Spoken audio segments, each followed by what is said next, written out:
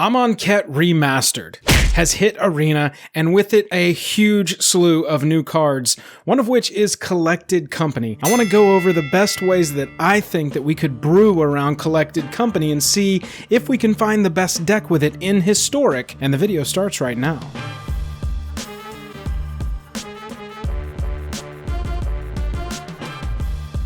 Special thanks to our Patreon supporters who power our channel. Check out our Patreon for monthly giveaways, exclusive content, and even a starring role in our fan fight series. Link in the description below. Hello and welcome to the day. Thank you for spending your time with us. Welcome back to another episode of Jake and Joel Are Magic. I am Joel. We're going to talk about Collected Company and how I would start brewing around it to try and find the best deck. But first, if you would go down there, hit that like button, hit that subscribe button. It really helps us out with just the click of a button. Let's jump over into the card.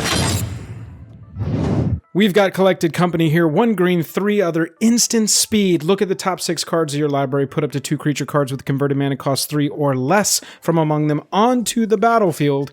Put the rest on the bottom of your library in any order. One of my favorite instant spells of all time. I want to build it aggro. That's just my inclination. I think you can also maybe build it in a ramp style with cards like Uro, but I would rather go aggro. We're going to look at the green cards that I would start building around, and then we're going to go over Selesnya, Golgari, and Gruel. Let's go through these. We start with Steel Leaf Champion. Big, beefy 5/4 for 3 mana. Can't be blocked by creatures with power 2 or less. So we've got some avoidance built into this Elf Knight, creature type elf, relevant. Keep that in mind. Champion of Lambholt's, a human warrior, 3 cost. Power less than Champion of Lambholt's power can't block any creature you control. So if we can start getting Champion of Lambholt's power up, none of our creatures are going to be blockable. And whenever another creature enters the battlefield under your control, put a +1/+1 counter on Champion of Lambholt. Entering the battle with Collected Company is going to trigger this ability, get those counters to start rolling, get Champion of Lambholt's power up, your line unblockable, and we're going to punch through. Selvala, Heart of the Wilds represents some card advantage. 3 costs for a 2/3 elf scout. Again, elf, relevant. Whenever another creature enters the battlefield, its controller may draw a card if its power is greater than each other creature's power. Pay a green, tap it, add X mana in any combination of colors where X is the greatest power among creatures you control. This is going to let us ramp. This is going to give us card advantage if we are having the beefiest creatures come into play. Selvala represents a lot and has a relevant creature type. Jade Light Ranger, good old Jade Light Ranger. 3 mana for a 2/1. When it enters the battlefield, it explores again. Card advantage, it's a Merfolk. We'll talk about Merfolks a little bit more later, but this is one of my favorite cards out of the Ixalan block, and definitely a card I want to see if maybe we can brew with Collected Company. Lovestruck Beast, it's going to let us create a 1/1 with that adventure, and it needs a 1/1/2 attack. I imagine that a Collected Company deck is running Llanowar Elf, so it shouldn't be too difficult to keep a 1/1 on the battlefield between your Lovestruck Beasts and your Llanowar Elves. But it is a 5/5 for 3 mana, and that can't be ignored. Obviously, the can't attack clause might get you into trouble sometimes. However, getting some free 5/5s onto the battlefield is never going to be a bad thing. We've got Yorvo here. I'm not ever sure about Yorvo. Sometimes I love it, sometimes I hate it. Really needs trample. I think it wants trample, but we've got Cartouche of Strength in this set now with Amonkhet Remastered, so maybe that's a possible card for this deck. Yorvo enters the battlefield as a 4/4 for 3, which is great for us, and whenever another creature enters the battlefield, you get a +1/+1. If that creature's power is greater than Yorvo's, then put another +1/+1 on it. So it wants to see other green creatures, obviously, but it represents a lot of power and toughness for just 3 mana, and if we're doing it at instant speed, CoCo is really going to help us out. Spark Hunter Mastercore is not green, but I wanted to include it because that additional cost of casting the spell, discarding a card, we get to ignore that with Collected Company. So for 3 mana, we get a 3/4 that's got Planeswalker, pay 1 to deal damage to Planeswalkers, and it can gain indestructible for just 3. So if we can get around the downside of casting this card, that's a great thing. Let's look at some Selesnya builds. We've got Militia Bugler, so every time Militia Bugler comes into the battlefield, it's going to look at the top 4 of our library and reveal a creature card with power 2 or less from among them and put it into your hand. So if we CoCo a Militia Bugler onto the battlefield, then we get to go look for more creatures, and we're just keeping our hand full, keeping our line going wide, and we're just going to keep attacking through. Mentor of the Meek is another good card for a small kind of go wide strategy. Whenever another creature with power 2 or less enters the battlefield and under your control, you can pay 1, draw a card. So we've got a 3-cost 2/2 entering the battlefield, but It's going to keep our hand full as other power 2 or less creatures enter the battlefield for just an extra mana. I like this card in particular because it is white, white, white. Normally that's a limiting factor to just a mono white deck. However, with Collected Company, it doesn't care about the CMC, the colors in the CMC. It just cares about the converted completely. Other creatures you control get +1/+1. A 3/3 with a +1/+1 Anthem on it built in. Love that. Lava Brink Venturer. This is one I think that people are still exploring and may not be powerful enough for Historic, but it might, and we'll see. 1 white, 2 other for a 3/3 when it enters the battlefield. Choose odd or even. It has protection from each converted mana cost of the chosen value. Love that. This thing attacks right through an Uro. It doesn't care about the opposing Uro. Knight of Autumn, very versatile. We've got 3 costs for a 2/1 when it enters the battlefield. Choose to make it either a 4/3 or destroy target artifact or enchantment or gain 4 life. I just love the versatility on this. I don't think I would run more than maybe 1 or 2. Throw the rest in the sideboard just in case you have some artifact enchantment deck that you've got to deal with. But Knight of Autumn could represent a nice little toolbox effect in the deck. If you want to focus your strategy around life gain, Heliod's Suncrown could be another good one to cheat onto the battlefield as well. 3 costs for an indestructible 5/5. It comes in as an enchantment, but we do still get to pop it off of Collected Company, if I'm not mistaken. Whenever you gain life, you get to put a +1/+1 counter on a creature or enchantment you control, so Heliod or another target creature. And you can pay 2 to give a creature lifelink.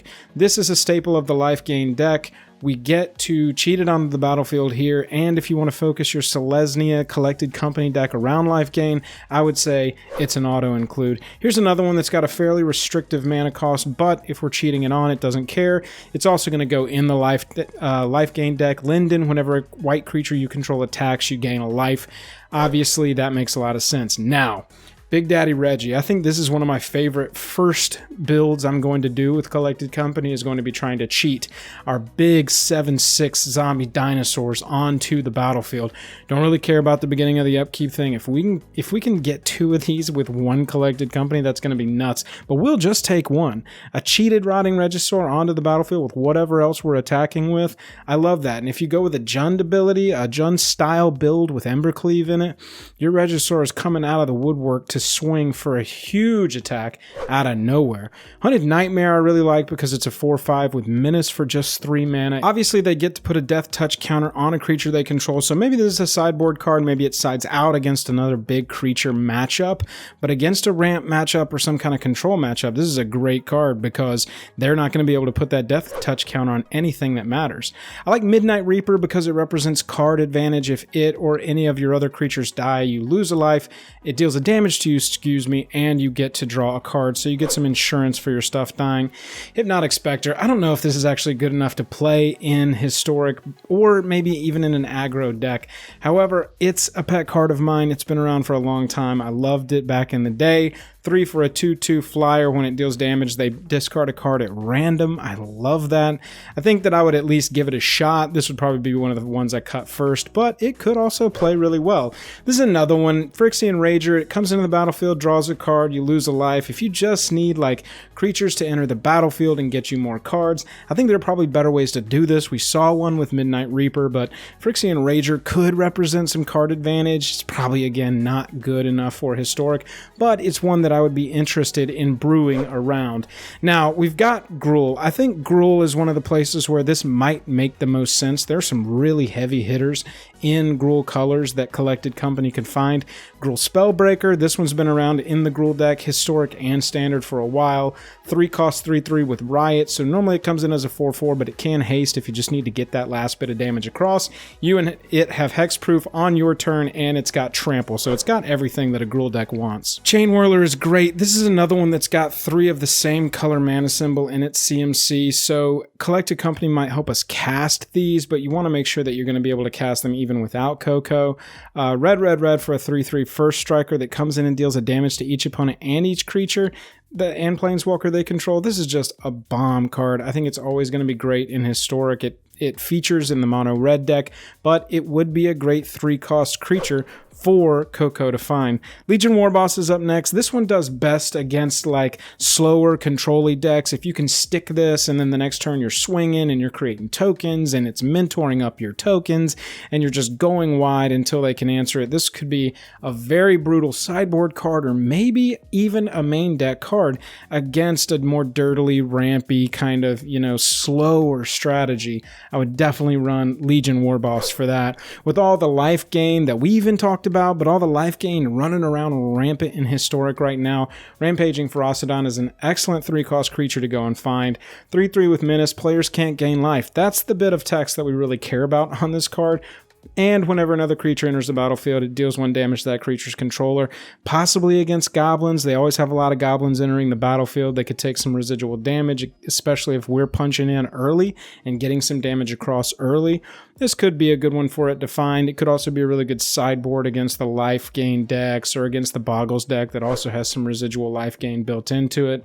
We've got Rod. It's a legendary elf warrior. We've seen a lot of elves, and I think that's relevant. But 1 green, 1 red, 1 other, as long as your turn. She's got first strike. You can look at the top card of your library at any time, and you can play lands from the top of your library. And for 6, she gets +X/+X, where X is the number of lands you control. This is a really powerful creature, and it's a great 3-drop in the Gruel deck already. So I definitely would want to hit one of these with my Collected Company. Now, you got to kind of balance how many you're running in the deck, because you don't want to pull 2 of these with the same Collected Company cast, because that would really be a big bummer. You at least want to hit 2 creatures off this spell to really take full advantage of it. But Rada would definitely be something that I would brew around. And then, of course, Anax, Hardened in the Forge. This is a card that's been a staple of aggro decks here for a little while now. It's board wipe protection, you know. It dies or another creature you control dies non-token. It leaves behind 1/1s, and if they're power 4 or greater, it leaves 2 1/1s behind. So you're still able to have a line and attack and get in for damage that otherwise would have been wiped off the board by a board wipe. That's how I would start brewing around Collected Company. Let's close the book on it. Let me know what you're looking forward to possibly brewing for a Collected Company deck. I'm really excited for cards like this, for cards like Thoughtseize to enter this format. This is going to be so fun to play a historic format that is closer to Pioneer and higher in power level and is a non-rotating format. We can find a deck that we like and we can stick to it. And I'm hoping that Collected Company is good enough to remain relevant in the historic meta. I said we'd talk about Merfolk. I'm probably going to get some hate in the comments for not including Simic in this list. There are some Merfolk that you could hit with Collected Company. I just don't think that the deck is going to have the legs to get there. Obviously, look at all the cards that we looked at in this video. Most of them are cards that have already been proven in constructed formats, and I just haven't been convinced yet that a Merfolk deck can make it. Now, I may be eating my words in a few weeks when the best Collected Company deck is a blue-green Merfolk Collected Company deck. I just don't see it.